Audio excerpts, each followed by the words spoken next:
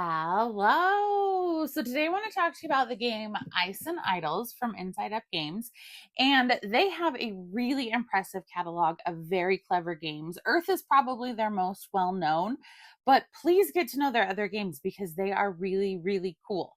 So in this game, you are an adventurer moving around on the ice trying to collect these idols so that you can research them to get points and collect them so that you can unlock abilities for yourself, and everything is constantly changing, including the ground beneath your feet. So let me show you a little bit about this game. So first of all, the board setup is incredible. It is this multi-layer board. So you have the board underneath, and then this gets set on top. And the inside of this game is set up differently every time, which is super cool. But when you take it apart, you can leave all of the pieces in there, so it's not just this giant mess. And the board rotates.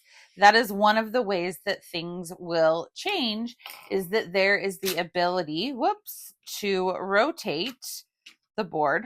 Get it right in there in the center, because as you can see underneath the tiles that you're on are different symbols, and some of those symbols are the idols that you will pick up, and some of them are the altars where you may then decide what to do with said idols. Now you're going to have a character. There's 4 characters in the game. It's a 2 to 4 player game, and your character will have an ability. Each ability is unique that you can use on your turn. You also are going to have an individual player board that starts out fairly empty, but there are spots for each of the 5 idols. So when you collect them, you will get the ability that is listed with them, and you will trigger an event.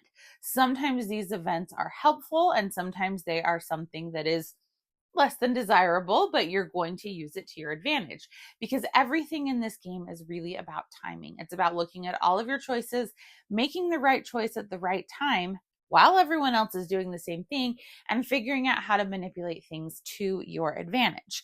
So you will have your character here. You will have this little marker, and this game uses one of my favorite things, which is action points. So to start the game, you have 5 action points every turn, and you get to decide how to spend them. Obviously, different things you do cost different action points, but I love that concept of you can choose how to use them. If you don't use all of them in your turn, you don't get to bank them until the next turn.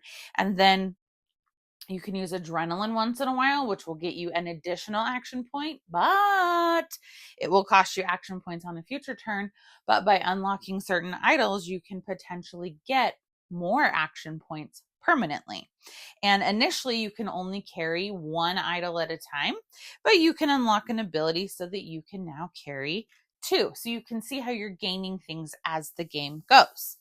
Then we have our research track, and that looks like this. So this is going to be for each of the different idols that is happening. And when you have an idol and you take it to the altar, if you decide not to put it on your own board, you can put it on the research board. And when you do that, you get a research token.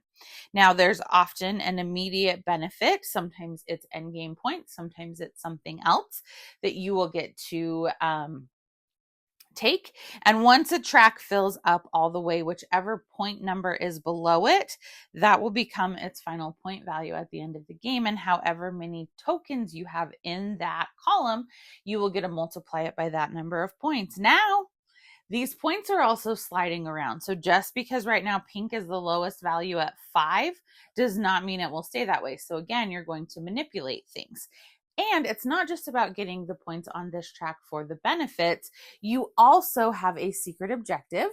So you will get 2 cards at the beginning of the game, and you get to pick one of them. And so this means I have to create this pattern with my cubes on the research board. If I do that, I get the points indicated at the top. These are both 10-point ones, and there are 8 and 9-point ones. So obviously 8 and 9-pointers are a little bit easier, but you will be trying to create this pattern on the research board. So you're also doing that. So this game is seriously about layers upon layers upon layers, which I think just makes it so much fun and so creative. So as you have this board and you're moving around on your turn. Moving costs an action point.